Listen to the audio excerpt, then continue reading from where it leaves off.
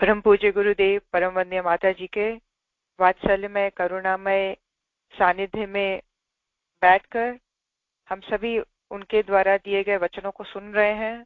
वो हमें समझा रहे हैं और हमें बना रहे हैं, हमें शेप अप कर रहे हैं, हमें मोल्ड कर रहे हैं। इस तरह की भावना को दृढ़ करते हुए आइए आज के स्वाध्याय का क्रम शुरू करते हैं।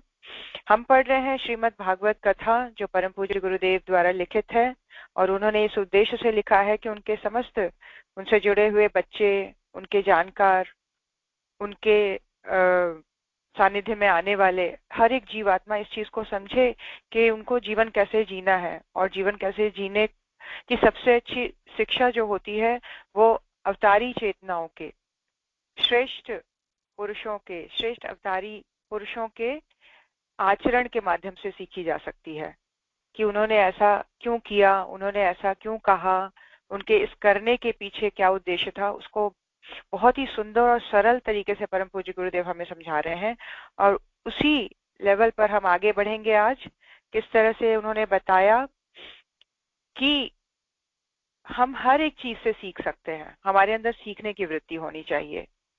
कल परम पूज्य गुरुदेव ने दत्तात्रेय जी का एग्जाम्पल देते हुए बोला किस तरह से उन्होंने छोटी से छोटी जीव से, वस्तु से बड़े वस्तु से सीखने का प्रयास किया है। सिर्फ हम अच्छी और बड़ी चीजों को और सुंदर और महत्वपूर्ण चीजों को देखकर सिर्फ अपने भाव को हैरानी तक ही ना रखें कि वाह कितना सुंदर है, वाह कितना अच्छा है, वाह कितना विद्वान है, वाह कितना सही बोल रहा है, सही कर रहा है। नहीं, हम उसे क्या सीखें, हम उसे क्या आत्मसात करें, हमारे अंदर इससे क्या चीज मेरी चेंज की जा सकती है, मैंने क्या सीखा है। और छोटी से छोटी चीज, बिल्कुल व्यर्थ से व्यर्थ लगने वाली चीज, यहाँ तक कि पत्थर से भी, पानी से भी, प्रकाश से भी, इन सभी चीजों से सीखा जा सकता है, उनसे मैसेज लिया जा सकता है। एक बॉटल से भी मैसेज लिया जा सकता है, घर पे लगे बहुत सारे चीजों से मैसेज लिया जा सकता है, टेबल चेयर भी हमें कुछ ना कुछ सिखा रहे हैं। तो हर एक चीज से हम सीख सकते हैं। हमारी बुद्धि का जागरण इस तरह से होना चाहिए कि हम ग्रहण करने वाले बने, ज्ञान का को अपनाने वाले बने, ग्रहणशील बने, है ना। तो इसी सीक्वेंस में परम पूज्य गुरुदेव किस तरह से बता रहे हैं कि बालक को निश्चल और अपने आप में मस्त देखकर, दत्तात्रेय जी कैसे बोल रहे हैं कि एक छोटे बालक से भी उसकी मस्ती देखकर मुझे ये समझ में आता है कि हर एक व्यक्ति को ईश्वर के समक्ष कितना आनंदित और मस्ती भरा जीवन जीना चाहिए। मस्ती भरा जीवन अपने समस्त कर्तव्यों को करते हुए, मस्ती भरा जीवन जो भी परिस्थिति है उसमें तालमेल बैठाते हुए, इस तरह से हर एक चीज से सीखा जाता है। और इसी क्रम में आगे गुरुदेव बता रहे हैं कि गुरु का मार्गदर्शन और अपना प्रयास मिलकर ही लाभ दे सकता है, कि गुरु हमें बताने के लिए है, किसी चीज से हम देख के सीख पाएंगे और जीवन उसे धन्य तब बनेगा जब हम उसे अपने जीवन में लाभ उठा पाएंगे। जब हम ये कोशिश करेंगे कि अपने इस पुरानी चीज को तोड़कर ये नई चीज की स्थापना हो, क्योंकि मैंने उस वस्तु से, उस व्यक्ति से, उस जीव से इस चीज को सीखा है। आगे गुरुदेव बता रहे हैं ये सब तो उन्होंने किया, परंतु मैरेयक नामक मदिरा का पान करने लगे, जिसके नशे में बुद्धि भ्रष्ट हो जाती है। वह पीने में तो अवश्य मीठी लगती है, परंतु परिणाम में सर्वनाश करने वाली है। शराब के नशे में उन्मत्त होकर वे यदुवंशी एक दूसरे से लड़ने लगे। अब क्या हो रहा है, ये सारा ज्ञान यदुवंशियों को अपने सही तरीके में वापस लाने का प्रयास किया जा रहा है। अब ये बता रहे हैं यहाँ पर कि भगवान श्री कृष्ण का संरक्षण पाकर वो नशे के मद में आ गए और जिसके परिणाम में अपना सर्वनाश करने वाले हो गए। श्री कृष्ण बलराम के रोकने पर भी न रुके, तब उन्हें भी अपना शत्रु मानने लगे। परिणाम यह हुआ कि समुद्र तट पर वे परस्पर मर कटकर ही समाप्त हो गए। उनकी समाप्ति कैसी हुई?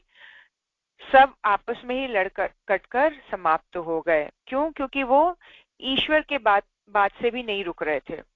उनके बात को भी उनका समझाना भी उनको शत्रुता जैसा लग रहा था। श्री कृष्ण और बलराम की बातें भी रोकने पर ऐसा लग रहा था कि ये हमारे शत्रु हैं, ये हमारा भला नहीं चाहते हैं, ये हमारी एंजॉयमेंट से खुश नहीं है। कई बार बच्चों को जैसे थोड़े से बड़े होते हैं ये कंफ्यूजन हो जाती है, जब माँ बाप ज्यादा रोकते टोकते हैं तो उनको ऐसा लगता है कि ये हमारे दुश्मन हो गए हैं, ये हम हमेशा ही हमारे अगेंस्ट में रहते हैं। लेकिन वस्तुतः क्या होता है कि माँ बाप, पेरेंट्स हमेशा इस बात के लिए अवेयर रहते हैं कि उनके बच्चे के साथ, उनके बच्चे के पास कोई ऐसा व्यक्ति, कोई ऐसी परिस्थिति ना आ पाए जो उनके भविष्य को हानि पहुंचाए। इसको लेकर उनकी आदतों, गलत आदतों के प्रति जब चेतावनी दी जाती है तो उनको एक क्षण के लिए महसूस होता है कि मेरे पेरेंट्स जरूरत से ज्यादा मेरे साथ स्ट्रिक्ट हो रहे हैं, या वो मेरी एंजॉयमेंट से खुश नहीं है, तो शत्रुता का भाव आने लग जाता है। बिल्कुल ही जैसे अनअवेयर लोगों की तरह, जैसे बुद्धि अगर पूरी जागृत ना हो तो इस तरह की सोच उभरने लग जाती है। ठीक वैसी सोच यदुवंशियों में भी उभरने लग गई थी, और वो इस बात को सोचने लगे थे कि भगवान श्री कृष्ण उनके शत्रु हो गए हैं। भगवान श्री कृष्ण ने देख, और ऐसे में क्या हुआ कि वो आपस में ही लड़ने लग गए, सबका अहंकार इतना बढ़ चढ़ गया, वो आपस में ही लड़ने लगे, और इस लड़ने के क्रम में वे परस्पर ही मर कट कर समाप्त हो गए। एक दूसरे को मारते काटते हुए यदुवंशी जो वंश था, वो यादवों का, वो समाप्त हो गया। भगवान श्री कृष्ण ने देखा कि समस्त यदुवंशियों का संहार हो चुका, तब उन्होंने यह सोचकर संतोष की सांस ली कि पृथ्वी का बचा कुचा भार भी उतर गया। भगवान का क्या रहता है, चाहे वो अपने ही दिखने वाले संबंधी ही दिखने वाले क्यों ना हो, अगर वो प्रकृति में भार की तरह है, वो धरती माँ के ऊपर अगर भार है, उनके द्वारा सही कर्म नहीं हो रहा है, पाप कर्म हो रहा है, तो ऐसे लोगों का अंत करके ही भगवान संतुष्ट होता है। चाहे वो कहने को यदुवंशी थे, लेकिन वो बहुत ही उदंडी हो गए थे, और उदंडता के कारण आपस में ही लड़के खत्म हो गए।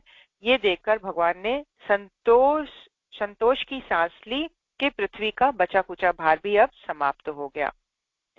उदंड आताताइयों के निकट संबंधी भी उनसे मुक्ति पाकर संतोष पाते हैं। भगवान हर कीमत पर अपना कर्तव्य पूरा करते हैं।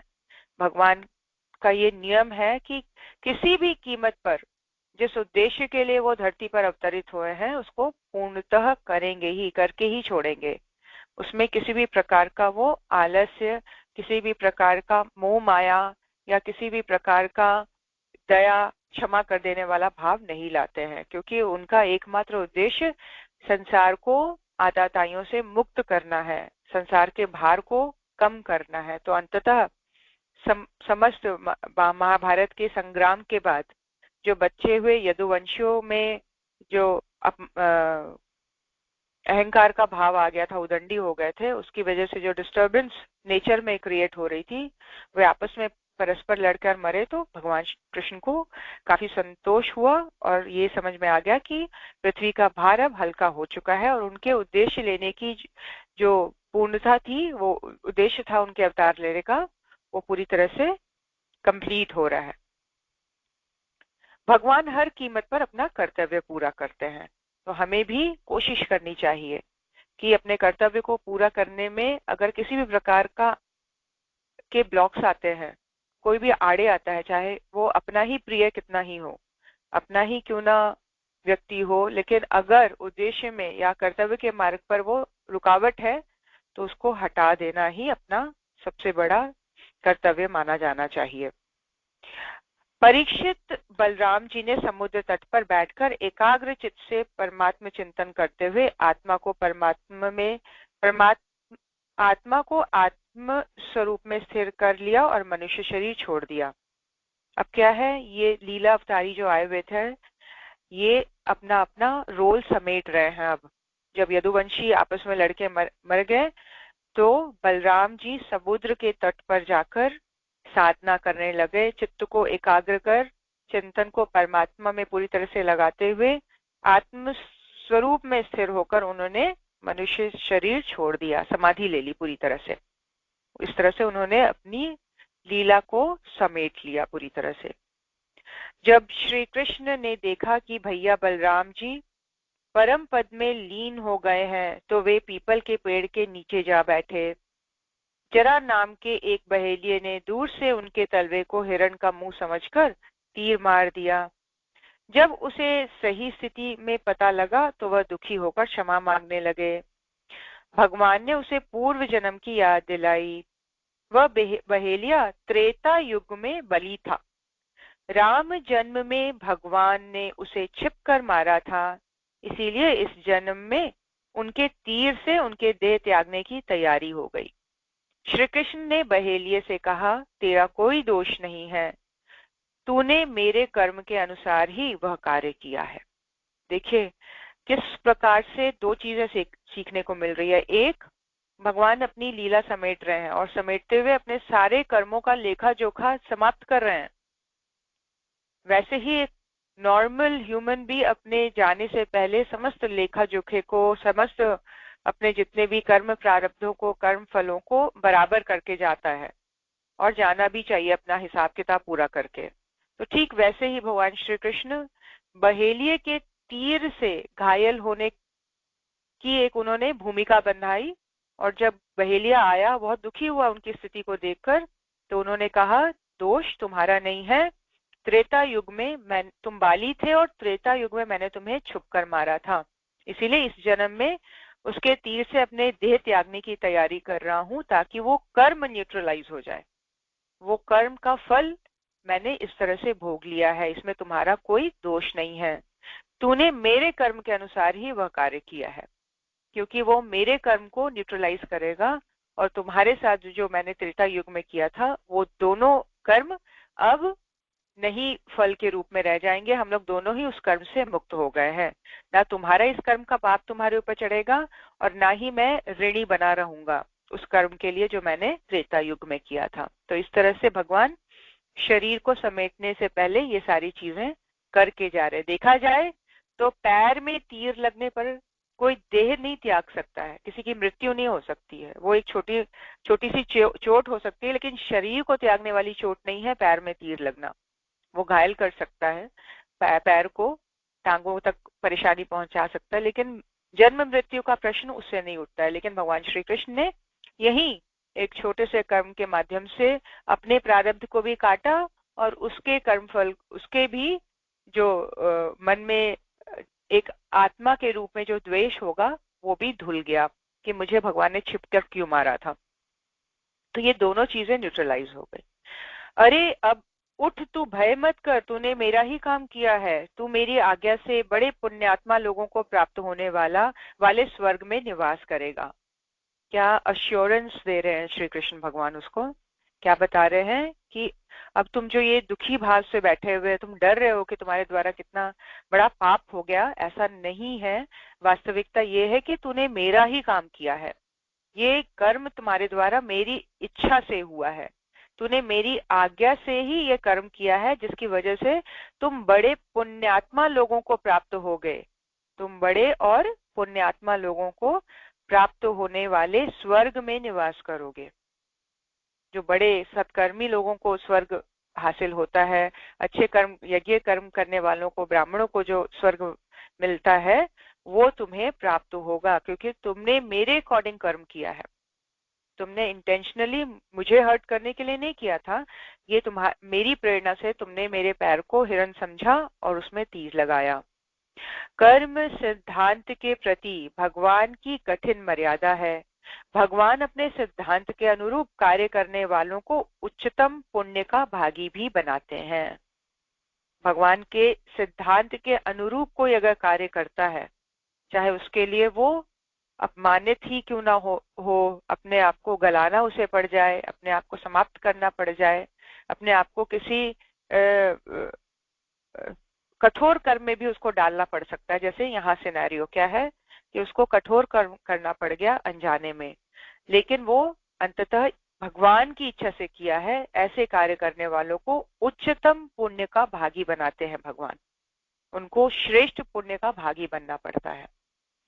इस प्रकार भगवान ने व्याघ्र को वरदान दिया और अपने स्थान पर बैठ गए। तभी उन्हें खोजते उनके सारथी दारुक वहां पहुंचे। भगवान ने उन्हें समझाया, कहा, यादवों के विनाश, बलराम जी तथा हमारे शरीर त्याग की सूचना द्वारिका वासियों को दे दो। उन्हें द्वारिका छोड़कर अर्जुन के संरक्षण में चले जाने का निर्देश देना। दारू को विदा कर भगवान श्री कृष्ण ने अपने पार्थिव शरीर को छोड़ दिया। इस तरह सुखदेव जी परीक्षित को बता रहे हैं कि शरीर को त्यागने से पहले उन्होंने दो लोगों को इंस्ट्रक्शंस दिए हैं। एक व्याघ्र को, जिसके तीर से उन्होंने शरीर छोड़ा, और दूसरे अपने सारथी को, जो आगे का समाचार लोगों तक पहुंचाएंगे। और क्या उनको इंस्ट्रक्शन दिया कि अब ये सूचना देने के बाद द्वारिका वासियों को बोलो कि वो द्वारका छोड़कर अर्जुन के संरक्षण में हस्तिनापुर चले जाएं, और दारुक को विदा कर भगवान श्री कृष्ण ने अपने पार्थिव शरीर को वहीं त्याग दिया, छोड़ दिया। सुखदेव जी बोले, राजा परीक्षित, जैसे नट अनेकों प्रकार के स्वांग बनाता है परंतु रहता है उन सबसे निर्लेप, वैसे ही भगवान का मनुष्य के समान जन्म लेना, लीला करना और किसी से संवरण कर लेना उनकी माया विलास मात्र है। वे स्वयं ही जगत की सृष्टि करके इसमें प्रवेश करके विहार करते हैं और अंत में संहार लीला करके अपने अनंत महिमामय स्वरूप में ही स्थित हो जाते हैं। भगवान कैसे जीते हैं? वे बिल्कुल नट की तरह जीते हैं। नट या नाटक करने वाला जो स्टेज पर आर्टिस्ट होता है, थिएटर आर्टिस्ट, वो किस तरह से अपने रोल को पूरी तरह से करके फिर सारे कपड़ों को बदल के अपने नॉर्मल कपड़ों में आकर वहां से चला जाता है। ठीक वैसे ही अवतारी चेतना जो होती है वो अपने उद्देश्य को पूर्ण करके, ना उनको किसी से मोह होता है, ना किसी से माया होती है, ना किसी से आसक्ति होती है, ना इस बात का ध्यान होता है कि अब मैं शरीर छोड़ने वाला हूं तो मेरे सामने ये लोग खड़े होने चाहिए। अर्जुन उनका कितना प्रिय था, आजीवन उनके साथ रहा, उनका सच्चा भक्त था, लेकिन अंततः वो किसी को याद नहीं कर रहे हैं, किसी के सामने होने की इच्छा भी नहीं रख रहे हैं, और इस बात की उनको खुशी है कि जिस कर्तव्य से वो आए थे वो कर्तव्य पूर्ण हुआ है, और उस पूर्ण करने में ही उनकी संतुष्टि है, वो अपने कार्य से ही सेटिस्फाइड है। तो अंततः जो मन में संतुष्टि होगी शरीर छोड़ते हुए, वो इसी बेसिस पे होगी कि हमने अच्छे कार्य किए, हमने अपने कर्तव्य को पूरी तरह से 100% अपना दिया, अपना 100% परफॉर्मेंस दिया। जैसे मूवी आर्टिस्ट कैसे खुश होते हैं, फिर उनको बाद में अवार्ड मिलता है, पर्दे के पीछे उनको बहुत वाहवाही मिलती है, फिर बाद में उनको लोक सम्मान भी मिलता है। ठीक वैसे ही हमारी भी जिंदगियां बड़े स्टेज की है। हम अपने रोल को बेहतरीन तरीके से निभाने का प्रयास करें, और एक नहीं, हम कई रोल्स निभा रहे हैं। हम जहाँ एक अपने आप में एक हमारा वजूद है, वहीं हम एक बेटी भी हैं, हम माँ भी हैं, हम बहू भी हैं, हम सास भी बनेंगे या हम सास भी हैं, है ना, हम मासियां भी हैं, हम चाचियां भी हैं, मामी भी हैं, बहुत सारे रोल्स बनाते हैं। अपने उस रोल के अकॉर्डिंग जो हमारा कर्तव्य होना चाहिए उसे हम पूरा करें बिना आसक्त हुए। जहां काम हो गया वहां से निकल जाइए, ना कहीं पर देर तक मन को बिठाना है, ना कहीं देर तक शरीर को बिठाना है। इन दोनों कार्य को करते हुए आसक्ति कभी भी नहीं होगी, आसक्ति जाने नहीं देगी। आसक्ति सिर्फ आ ही सकती है और वो लेके बैठ जाती है। इसीलिए आसक्त नहीं होने का किस तरह से भगवान अपने लीला के समेटने के क्रम में दिखा रहे हैं कि उनको किसी की याद भी नहीं है, किसी को वो अपने पास खड़ा भी नहीं देखना चाहते हैं, किसी का मोह भी नहीं है। वो अपने कार्य को समाप्त करके स्वच्छंद है, बिल्कुल अपने महिमामय स्वरूप में अंततः वो स्थित हो जाते हैं। किसी की भी चिंता नहीं करते कि पीछे से मेरे पीछे से क्या होगा। हर चीज डिसाइडेड है, हर चीज प्लान्ड है। तो इस तरह से नट अनेकों प्रकार के स्वांग बनाता है परंतु रहता उन सबसे निर्लिप्त है। वैसे ही भगवान का मनुष्य के समान जन्म लेना, लीला करना या फिर उसे संवरण कर लेना उनकी माया विलास मात्र है।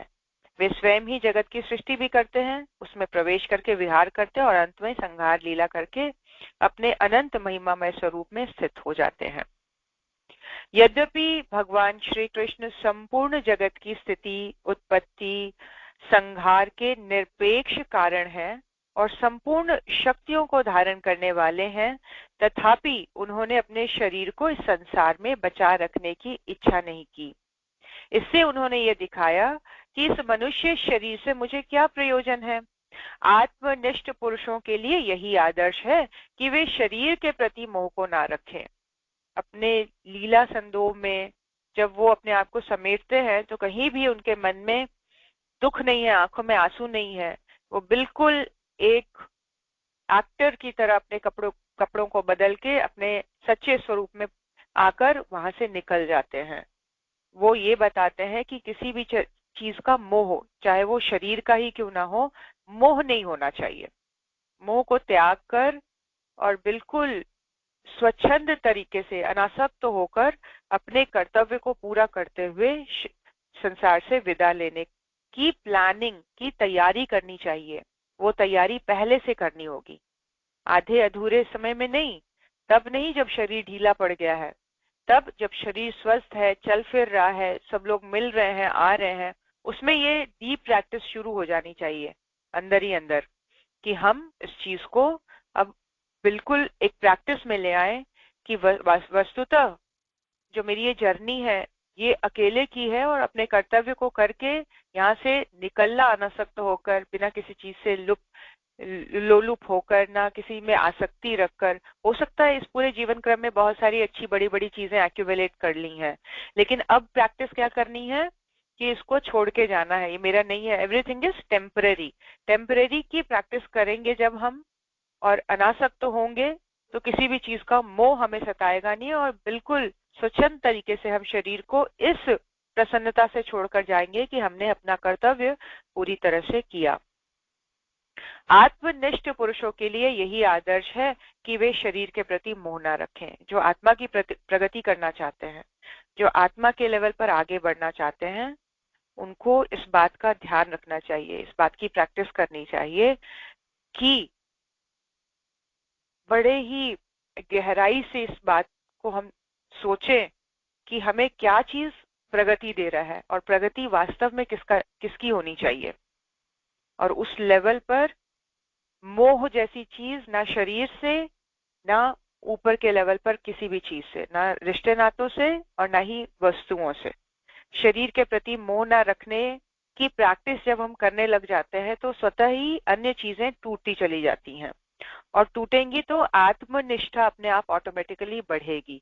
ऑटोमेटिकली एक चीज कम होगी, दूसरी बढ़ती चली जाएगी। उसके लिए स्पेस बनता चला जाता है हमारी चेतना में।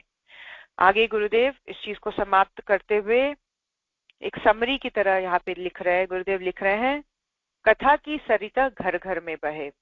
अब ये जो पुस्तक है, गुरुदेव कह रहे हैं ये हम सबके पास होना चाहिए। और ये पुस्तक को कैसे यूज करना है, इसकी वो शिक्षा दे रहे हैं। कह रहे हैं, भारतीय संस्कृति में कथा को एक धर्मानुष्ठान का स्वरूप दे दिया गया है। श्रोता और वक्ता दोनों ही कुछ खास कर्म कांडों को पूरा करके अपनी मनोभूमि का निर्माण करना होता है। नैमिषारण्य कभी इस तरह के धर्मानुष्ठानों का केंद्र हुआ करता था। क्या कह रहे हैं, कथा वाचन श्रोता और वक्ता दोनों को ही कुछ खास तरीके से मनोभूमि का निर्माण करके इसको करना होता है। कथा को, कथा का धर्मानुष्ठान, इसका एक पक्का स्वरूप है भारतीय संस्कृति में, जिसके लिए हमें जो कह रहा है और जो सुन रहा है, दोनों का उस तरह से मनोभूमि का निर्माण होना चाहिए। इस तरह के अनुष्ठान, इस तरह के कार्य, इस तरह की प्रैक्टिसेस पहले नैमिषारण्य जैसे दिव्य तीर्थ स्थलों में हुआ करते थे। वो केंद्र हुआ करता था जहां से सूत शौनक परंपराएं गांव-गांव पहुंचती थी। आज भी उनके चिन्ह राम कथा और भागवत कथा के रूप में देखने को मिलते हैं। आज भी हम देखते हैं बहुत सारे कथावाचक हैं। कथावाचक यदि साधक हो तो उसकी साधना से दृष्टांतों की मार्मिकता श्रोताओं के हृदय में संवेदना का अनुकरण करती है। कथावाचक का साधक होना बहुत जरूरी है, उसका इंटेंशन प्योर होना। किस इंटेंशन से वो इन सब शब्दों को कह रहा है, बातों को बता रहा है, वो इंटेंशन सामने वाले व्यक्ति के हृदय में काम कर जाएगा। तो इंटेंशन प्योर होने के लिए उसका एक सच्चा साधक होना बहुत जरूरी है, तभी वो हृदय में संवेदनाओं का संचार करता है। इन कथाओं को सुनकर अपराधियों को भी बदलते देखा गया है। कथाएं मनुष्य जीवन को बहुत प्रभावित करती हैं। इस ग्रंथ को पढ़कर कोई भी परिजन कथा सुनाने में सफल हो सकते हैं। गाने बजाने वाले परिजन गांव-गांव मिल जाते हैं। इनकी सहायता से कुछ दिन अभ्यास करके टोली तैयार की जा सकती है। यह हम सभी गायत्री परिजनों के लिए एक गुरुदेव एक टूल प्रोवाइड कर रहे हैं कि आज हमें कई बार समझ नहीं आता है कि हम किस तरह से, मान लीजिए बर्थडे सेलिब्रेशन करना हो तो कथा की एक एक पार्ट को लेकर संगीत के साथ उतरे दीपक जलाकर हम बर्थडे सेलिब्रेशन, या बहुत दिनों के बाद जैसे आज एक जनरल सा जो माइंडसेट हो गया है पार्टीज करने का, उसका एक रिफाइंड फॉर्म भी कर सकते हैं हम। जरूरी नहीं है कि पार्टीज में हम मजे ना करें, एंजॉयमेंट ना करें, बट इसकी एक शुरुआत इससे और फिर बाद में आप एंजॉयमेंट का सिलसिला भी कर सकते हैं। कथा को एक फेस्टिव का, सेलिब्रेशन का एक इम्पोर्टेंट अंग अपने परिवार में बनाया जा सकता है, या ये कह लीजिए कि अपने रोज के रूटीन में भी परिवार के समस्त सदस्य बैठकर बारी बारी से इसको रीड करें। एक पेज ही रीड करें, 5-10 मिनट का ही टाइम दे, लेकिन कलेक्टिवली इसको सुनने और समझने का एक डिस्कशन पॉइंट बनाया जाए सोने से पहले या संध्या के समय में। तो ये सारी प्रैक्टिसेस गुरुदेव कह रहे हैं, इसको करना मतलब इसको फिर से इसकी परंपरा को जागृत करना बहुत जरूरी है और हम सबका कर्तव्य है। गुरुदेव कह रहे हैं इसकी सहायता से कुछ दिन अभ्यास करके टोली तैयार की जा सकती है। परिवार के लोग मिलकर कथा का आयोजन रखें तो प्रतिदिन थोड़ी देर का सत्संग परिवार में ही हो सकता है। इस कथा की सरिता को घर घर, गांव गांव पहुंचाने का दायित्व युग के भागीरथों को पूरा करना चाहिए। गुरुदेव कह रहे हैं जो अपने आप को बढ़ चढ़कर रिस्पॉन्सिबल समझता है, युग का भागीरथ वो जो ज्ञान की गंगा को अपने जीवन में और औरों के जीवन में लेके आ जाना चाहता है, जो कुछ खास करना चाहता है, कुछ अलग करना चाहता है, जो अपने इस मनुष्य जीवन के उद्देश्य की पूर्ति करना चाहता है, उसको इन चीजों की एक तैयारी करनी चाहिए अपने अंदर। जैसे जनरली हम आजकल के ट्रेंड के अकॉर्डिंग घर में अगर शादी है तो हम डांस की तैयारी करते हैं ताकि वो जो एंजॉयमेंट का पल है उसको फुल्ली एंजॉय किया जाए। ठीक वैसे ही मनुष्य जीवन को ध्यान में रखते हुए, अपने कर्तव्यों को ध्यान में रखते हुए और श्रेष्ठ कर्तव्यों को ध्यान में रखते हुए हमें इन सारी चीजों का भी ध्यान और प्रैक्टिस करना चाहिए कि कल को हमारे परिवार में, हमारे समाज में लोगों को इन सब चीजों की आवश्यकता होगी तो what best possible I can do for the society, for my family, best possible practice क्या हो सकती है मेरे द्वारा। तो ये सारी चीजें गुरुदेव कह रहे हैं गांव गांव, घर घर पहुंचाने के लिए अपने आप को स्वयं को भागीरथ पुरुषार्थ करना पड़ेगा। आउट ऑफ द वे जाके हमें पुरुषार्थ करना पड़ेगा और यही युग का धर्म है, युग का कर्तव्य है। इस युग में यही है कर्तव्य, यही पूजा है, यही दान है, यही तपस्या है कि अच्छी बातों को दूसरों तक पहुंचाया जाए, क्योंकि आज ये सबसे डिफिकल्ट काम है। अपने अहंकार को मारना पड़ेगा, 10 बातें सामने वाले की सुननी पड़ेगी, हो सकता है मजाक उड़ाएंगे लोग, लेकिन हम अंदर से इस चीज को कितना समझ चुके हैं, अपने गुरु के लिए कितने पक्के और दृढ़ हैं, इस बात की टेस्टिंग भी हो जाएगी और हमारा स्वधर्म भी निभ जाएगा और हमें गुरु का आशीर्वाद, उनका अनुग्रह भी हमारे जीवन में फलित होना शुरू हो जाएगा। तो आप सभी के सहयोग से आज श्रीमद् भागवत कथा समाप्त होता है। आज उत्पत्ति एकादशी है, बहुत सुंदर दिन है। इस दिन हमने श्रीमद् भागवत कथा पूर्ण किया है। अब हम कुछ मेन पॉइंट्स को, समय है 10 मिनट और मैं पढ़ देती हूँ कुछ मेन पॉइंट्स जो गुरुदेव ने इस पूरे कथा में बताया। प्रथम अध्याय में से लेती हूँ जो आप सभी, अगर इनफैक्ट मैं तो ये बोलूंगी कि आप लोग अपने अपने पॉइंट्स बताएं कि सबसे इम्पोर्टेंट चेंज आपको क्या लगा इस पूरे कथा के माध्यम से, आपने क्या सीखा या आपने इस कथा से क्या लिया, किस इंसिडेंट से क्या लिया जब भगवान श्री कृष्ण दुर्योधन के पास जा रहे हैं या पांडवों को समझा रहे हैं, आपको क्या अच्छा लगा, आप अपना शेयर कर सकते हैं। और जरूर एक लाइन बोलिए, हम लोग ज्यादा लोग नहीं हैं, आज 12 लोग हैं तो हम शेयर कर सकते हैं सब। अनामिका दीदी, आप कुछ बोलना चाहेंगे पहले? जय जय गुरुदेव, सभी को प्रणाम। दीदी, एक तो आप जो बोली कि नंद बाबा कृष्ण भगवान को सक्षम होते हुए भी गौ चराने के लिए क्यों भेजे, इससे होता है कि हम लोग अपने बच्चों को काम सौंपे और उसको अपने कामों के प्रति उत्तरदायित्व बनाए। ये ऐसा नहीं कि एकदम सुग्गा की तरह, तोता की तरह एकदम सारा काम हम करें और उसको एकदम बैठा दे, आलसी बना दे। ये हम लोग की भी जिम्मेदारी बनती है। और एक जो बात बोले जो यहाँ दुर्योधन जो मतलब कितना एक तो कितना अंधकार में, उनके माता पिता अंधे थे लेकिन वो धन के लोभ में अंधे थे कि वो सारा राज्य हड़पना चाह रहे थे, और देखिए कि परिणाम क्या हुआ। बहुत बहुत ही सुंदर बताया आपने अनामिका दीदी। और बाकी ये सारी चीजें याद रखने वाली हैं कि हम किस तरह से हम हमें पूरी तरह से एक अच्छे पेरेंटिंग टूल्स भी बता रहे हैं श्री कृष्ण भगवान, और ये भी बता रहे हैं कि एक विवेकपूर्ण तरीके से अपने बच्चे के प्रति कैसा दृष्टिकोण रखना चाहिए। मीकू, आप कुछ बोलना चाहेंगे? और अपना फैन बंद रखिएगा, जो भी बोलेंगे डिस्टरबेंस होती है। मीकू, अनम्यूट करके। जोशी आंटी, आप कुछ बोलना चाहेंगे? हाँ जी, सभी को प्रणाम। और सबसे पहले तो बहुत बहुत बधाई, बहुत अच्छा ये हम लोगों को, क्योंकि ये भागवतम भक्ति, ज्ञान और वैराग्य तीनों का एक सम्मिश्रण है। तो इसमें ज्ञान बहुत सारा दिया है गुरुदेव ने। अब हम लोग थोड़ा सा वो भी आनंद वाला भी पाठ करेंगे। माता जी ने मुझे कुछ कहा है, अगर आप लोग अलाउ करें तो मैं उसको रिकॉर्ड करके भेजती हूँ, जो बाल लीलाओं का। और ये माघ भी श्री कृष्ण जी को समर्पित है। उसमें मेन ये कि जो फर्स्ट चैप्टर में था कि धर्म क्या है। अब लोग सिर्फ ये पूजा पाठ, कर्म कांड, आरती, अगरबत्ती को ही समझ लेते हैं कि ये धर्म है जी, बड़े धार्मिक हैं जी, ये तो रोज पूजा करते हैं। लेकिन धर्म क्या है ये हमें बताया गया है गुरुदेव ने। उस पर एक अलग पुस्तक भी है, बहुत बढ़िया, कभी पढ़ेंगे हम लोग। कि ड्यूटी क्या है, जो कर्तव्य है वही हमारा धर्म है। अभी हमारा राष्ट्र के प्रति क्या धर्म है, हमारा अपनी आत्मा के प्रति क्या धर्म है, शरीर के लिए, रिश्ते के लिए, मतलब समाज के लिए क्या क्या धर्म है।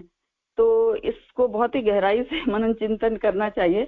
मैं तो कह रही हूँ एक और आप लोग सेशन लीजिए जिसमें सब लोग अपने अपने पॉइंट्स इस तरह रखें, या फिर कोई ऐसी बहन जी कोई समरी निकाल दें इसकी, 10-20 पॉइंट्स है, उस पर फिर डिस्कशन हो। तो बहुत अच्छा लगा। और आगे भी गुरुदेव ने एक ऐसी, वो भी सत्यनारायण कथा भी इसी तरह लिखी है सारी बताते हुए, तो वो बहुत ही बढ़िया है। और ये जो कभी हो सके तो आप लोग वहां पे उधर जाइए मेरठ की तरफ को, ये जो जहाँ पर ये सुखदेव जी ने शुकताल में जो ये कथा सुनाई थी, वो हम लोग गए भगवान, वहाँ गायत्री परिवार काफी काम कर रहे हैं और वहां पर कथा भी कराई गई थी। और वो वृक्ष भी हमने देखा जिसके नीचे कथा कही थी उन्होंने परीक्षित जी को। तो बड़ा अच्छा वहाँ का वातावरण है। कभी आप हरिद्वार की तरफ जाते हैं अगर दिल्ली से, तो थोड़ा सा डाइवर्जन के बाद में वहाँ जरूर जाइएगा। और सभी को प्रणाम, थैंक यू। जोशी आंटी, बिल्कुल बहुत सुंदर आपने बताया, और वो लोकेशन अगर आप शेयर कर सकते हैं तो जरूर करिएगा। और भक्ति रस का जो आप बता रहे हैं रिकॉर्डिंग, वो आप जरूर शेयर करिएगा। बहुत बहुत धन्यवाद। जय मासी, आप कुछ बोलना चाहेंगे?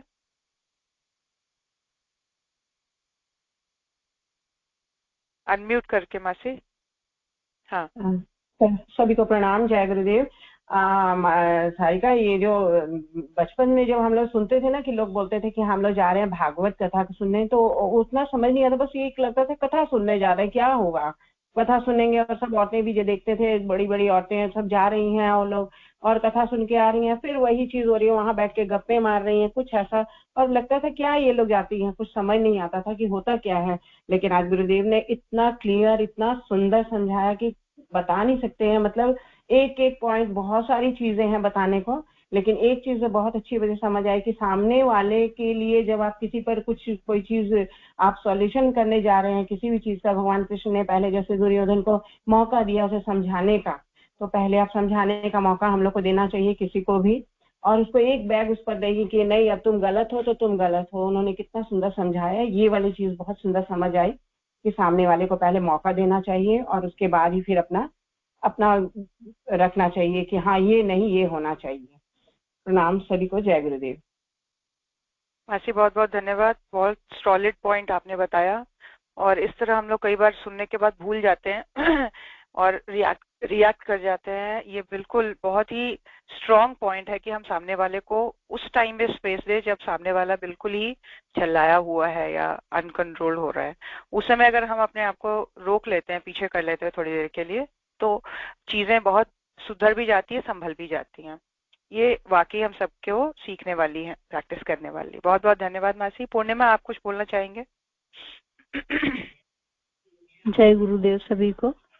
सारिका, मुझे तो ये लगता है कि ये जो गुरुदेव की कथा की किताबें, ये सब हम लोगों को ज्यादा से ज्यादा लोगों को पहुंचाना चाहिए, क्योंकि देखो इसमें कितना आज के सिनेरियो का पूरा डिस्क्रिप्शन, इसको अगर समझे इंसान तो अच्छे से समझ सकता है। अहंकार आजकल बढ़ा चढ़ा है लोगों में, एकदम क्रोध बढ़ा चढ़ा है, छोटी छोटी सी चीजों में लड़ाई झगड़ा। अहंकार तो इतना है कि लोग जाते हैं कथा पूजा में तो कंपैरिजन करते हैं कि उसके घर में किस तरह से उन्होंने हमें क्या खिलाया, हमारा भगत कैसा। वो पूजा पाठ में तो मन लगता ही नहीं लोगों का, उधर ही बैठ के पीछे बैठ के गप मारने लगेंगे। भागवत कथा भी हो रहा है तो गप मार रहे हैं पीछे, उसका सार सुनना ही नहीं है।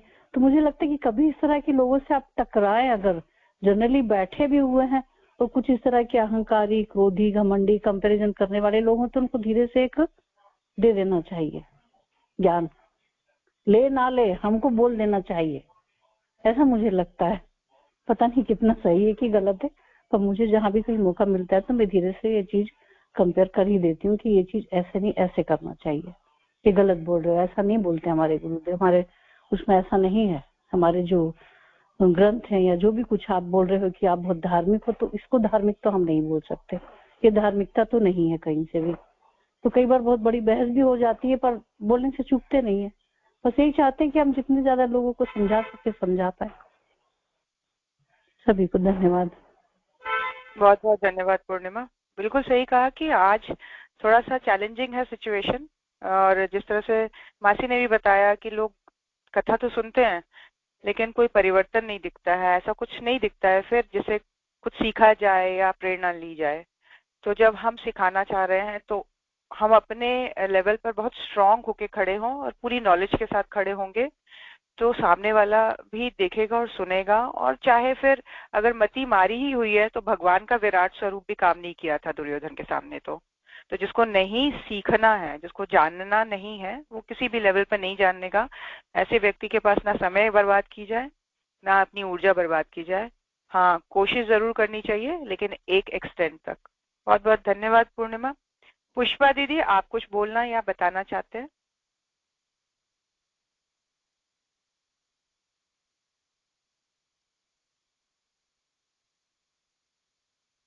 रिंकी दीदी, आप आप कुछ बोलेंगे? शुभ्रा दीदी बाहर हैं।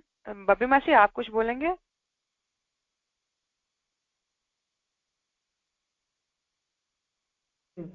हेलो। हाँ मासी, आवाज आ रही है? आ रही है। प्रणाम, जय गुरुदेव। मैंने तो इतनी उम्र हो गई मेरी, बस गुरुदेव की दूसरी किताबें भी पढ़ती रही, वो भी पढ़ती रही, लेकिन मैंने सुना तो था कथा हो रही है भागवत, भोपाल में बहुत कथा होती रहती है। जीवन में पहली बार भागवत सुनी, पहली बार इतनी उम्र होने के बाद, और बहुत अच्छा लगा कि अच्छा ये है भागवत। मैंने तो मुझे लगता था कि भागवत है क्या। और चीकू, तुम्हारा बहुत बहुत धन्यवाद, बहुत खुश रहो, बहुत बढ़िया। सब लोगों के अंदर भागवत की कथा डाल के कहीं ना कहीं कुछ ना कुछ तो आया ही होगा। मेरे अंदर थोड़ा सा जो भी आया कोशिश करूंगी उसको जीवन में लाने का। बहुत अच्छा, पहली बार मैंने सुना, भागवत को सुना मैंने। थैंक यू, धन्यवाद, सभी को प्रणाम। चीकू, मैं बोल रही हूँ साथ में। हाँ मासी, बोलिए मासी। हाँ लता। हाँ, जय गुरुदेव सबको। मैं बोल रही थी कि चिको, सब कुछ अच्छा है, गुरुदेव तो बहुत ही अच्छा बोलते हैं, लेकिन तुमको जो गुरुदेव ने दे दी है वाणी, वो बहुत ही अद्वितीय। हम लोग तो क्या बोलते हैं, किताबें पढ़ते हैं और सुनाते हैं, लेकिन इतना एक्सप्लेन और इतना बढ़िया से बोलना और एकदम अंदर तक तो छू जाना, ये भगवान ने बहुत अच्छा तुम्हारे पर कृपा की है, और हम सबके लिए बहुत ये प्लस पॉइंट है, हम लोगों के लिए खासकर। और दूसरी बात ये कि मैंने बुक फेयर लगाती हूँ, तो मैंने इस किताब को छांट दिया था। मैंने देखा था भागवत, तो मैं बच्चे क्या पढ़ेंगे इसको, लेकिन नहीं, अब मैं मेरे 112-13 कुछ किताबें हैं शायद, मेरे को जहां तक लग रहा है उसमें तो इसको मैं ऐड करने जा रही हूँ और इसे भी मैं स्कूलों में लेके जाऊंगी। ठीक है याचिका, खुश रहो, धन्यवाद। बहुत बहुत धन्यवाद मासी, लता मासी, बब्बी मासी, किरण मासी। मैं भी अरे पुष्पा दीदी 1 मिनट, मैं आपको भी बुलाती हूँ। जो है सुनने हो रहा है, तो उसमें क्या मैंने देखा कि 20 से 30 वर्ष के युवा बहुत बढ़ चढ़ के भागे, ऐसा मैंने पहले कभी नहीं देखी थी। तो अब हमको लग रहा है कि पहले होता था ना कि ओल्ड एज बुजुर्ग लोग जाएंगे या कथा में जाएंगे, प्रवचन में, तो मेरा दीदी रोम गदगद हो गया कि आने वाले समय न बहुत अच्छा होगा। क्या लड़की और क्या लड़के, यहाँ जो मनीष भैया प्रांतीय युवा प्रकोष्ठ के अध्यक्ष हैं, उन्होंने क्या कार्य संभाला और युवा को तैयार कर रहे हैं। दीदी वीडियो आप लोग के पास होगा, नहीं तो मैं ग्रुप में शेयर कर दूंगी। बहुत अच्छा दीदी, मतलब हमारी युवा पीढ़ी बुरी स्थिति में नहीं जा रही है, बहुत अच्छे स्थिति में जा रही है।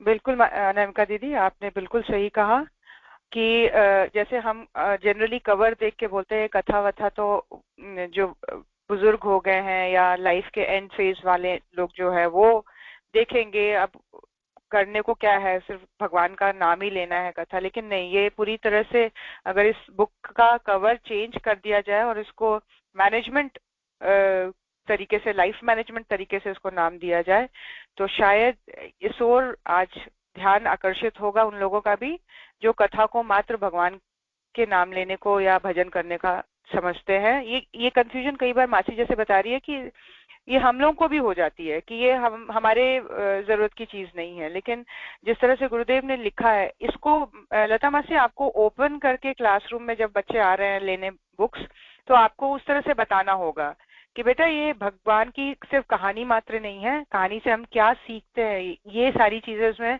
पॉइंट वाइज दिया गया है।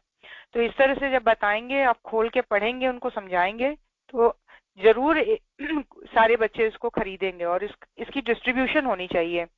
जैसे पूर्णिमा बता रही थी कि ये हम लोगों को गिफ्ट करना चाहिए, तो यह बिल्कुल शांति कुंज से मंगवाया जा सकता है बंच में, और बड़े स्तर पर इसको बांटा जा सकता है। ये इस महीने जो मार्गशीर्ष महीना है, ये भगवान विष्णु का फेवरेट महीना है, इसमें हम अधिक से अधिक मंगवाकर गिफ्ट देने का भी क्रम कर सकते हैं। और जैसा जोशी आंटी बता रही हैं कि दूसरी एक पुस्तक भी है कथा वाली, उसको भी हम लोग कोशिश कर सकते हैं किसी एक दिन पढ़ने का, क्योंकि अब अगले हफ्ते से डे वाइज शुरू हो जाएगा नॉर्मल स्वाध्याय और सब लोग अपना एक एक किताब पढ़ेंगे। तो हम रिक्वेस्ट करेंगे कोई उस बुक को भी अगर पढ़ सकते हैं तो, जिसमें भगवान विष्णु की ही कथा है वो, और उसको भी गुरुदेव ने बहुत ही सुंदर तरीके से डिफाइन किया है कि इसका मतलब ये है, इसका मतलब ये है। आइए, आज के स्वाध्याय का क्रम, आप सभी का बहुत बहुत धन्यवाद इस सीरीज में बने रहने के लिए। वीडियोस अवेलेबल हैं और वीडियोस को एक चैनल के रूप में कन्वर्ट कर दिया गया है। उस चैनल को अगर आप शेयर करेंगे व्हाट्सएप में, तो उसमें सारे इस भागवत कथा के सीरीज है, वीडियोस हैं, वो एक बार में बंच में, एज अ बंच वो आप सबको मिल जाएगा। तो उस चैनल को ज्वाइन कर लीजिए ताकि वो हमेशा आपके व्हाट्सएप में बना रहे। आप किसी को भी शेयर कर सकते हैं, इवन स्कूल के टीचर्स को भी। चलिए, आइए गुरुदेव के चरणों में नमन करें, उनका धन्यवाद करें। उनकी प्रेरणा से, उनकी शक्ति से, उनके द्वारा दिया गया सामर्थ्य से, उनके द्वारा दी गई समझ से ये सारा कार्य संभव हो सका। इसके लिए हम सभी कृतार्थ है, उनके धन्यवादी हैं और आजीवन उनके साथ जुड़े रहेंगे। ऐसी कृपा हम सबके ऊपर बनी रहे, ऐसी बुद्धि का जागरण, विवेक का जागरण बना रहे हमारे जीवन में। इस भाव से गुरु सत्ता के चरणों में नमन। ओम नमो स्वनंताय सहस्त्रमूर्तये सहस्रपादाक्ष शिरोरुबाहवे सहस्रनाम्ने पुरुषाय शाश्वते सहस्रकोटियुगधारिणे नमः।